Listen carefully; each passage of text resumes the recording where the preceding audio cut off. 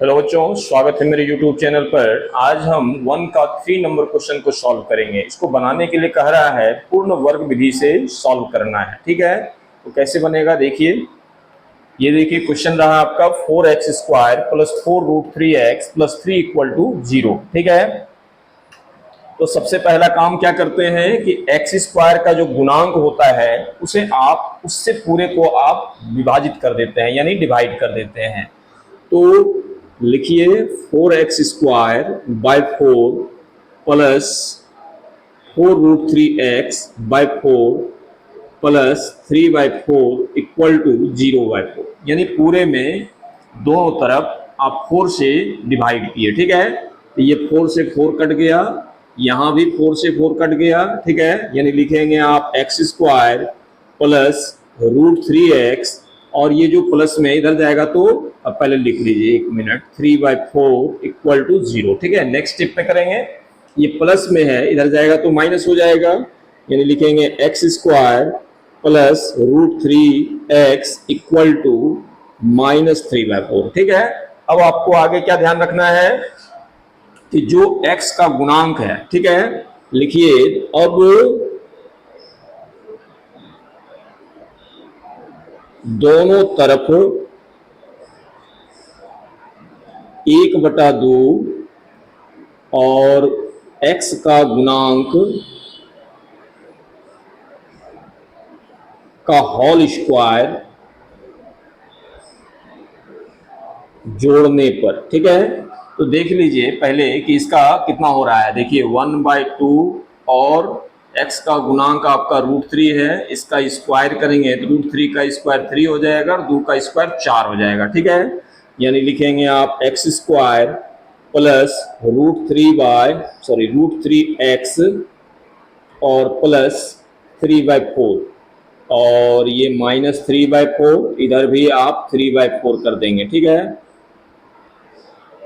चलिए ये देखिए किसका फॉर्मूला हो जाएगा आपका, ये हो गया आपका x² plus 2 into x into √3/2 plus √3/2 का होल स्क्वायर, और ये देखिए एक प्लस में एक माइनस में बराबर हो गया 0।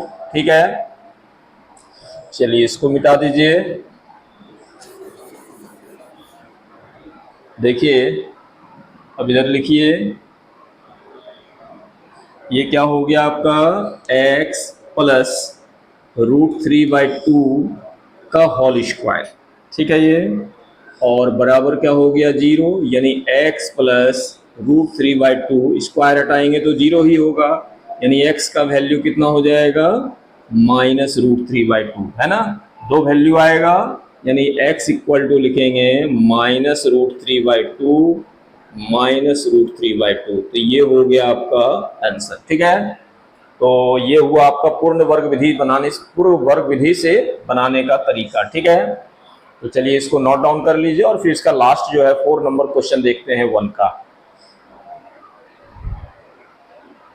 अब देखते हैं इसका 4 नंबर। ठीक है, तो 4 नंबर में कह रहा है कि यदि निम्नलिखित द्विघात समीकरणों के मूलों का अस्तित्व हो तो इन्हें पूर्ण वर्ग बनाने की विधि द्वारा ज्ञात कीजिए। सबसे पहले इसमें चेक कर लेते हैं कि द्विघात समीकरण का मूल अस्तित्व में है या नहीं। तो इसके लिए आप क्या करेंगे, तो देखिए इक्वेशन जो है आपका ax² plus bx plus c के फॉर्म में है, तो a इक्वल टू कितना हो गया 2, b इक्वल टू कितना हो गया 1 और c इक्वल टू कितना हो गया 4।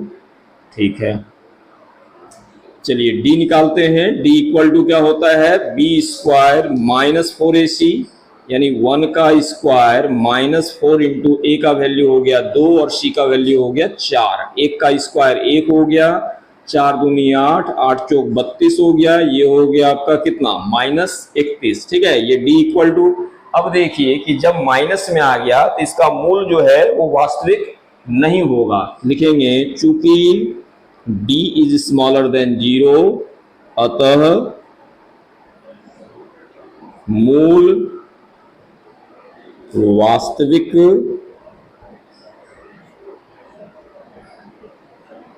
नहीं होगा। ठीक है, और आपको क्वेश्चन में पहले कह रहा था कि यदि मूल संभव हो, अस्तित्व में हो, तो ही आपको फाइंड करना है। तो यही हो गया आपका, क्योंकि इसका मूल जो है वास्तविक है ही नहीं, इसलिए इसको आगे आपको सॉल्व नहीं करना है। तो यही आंसर हो गया, इसको आप नोट डाउन कर लीजिए।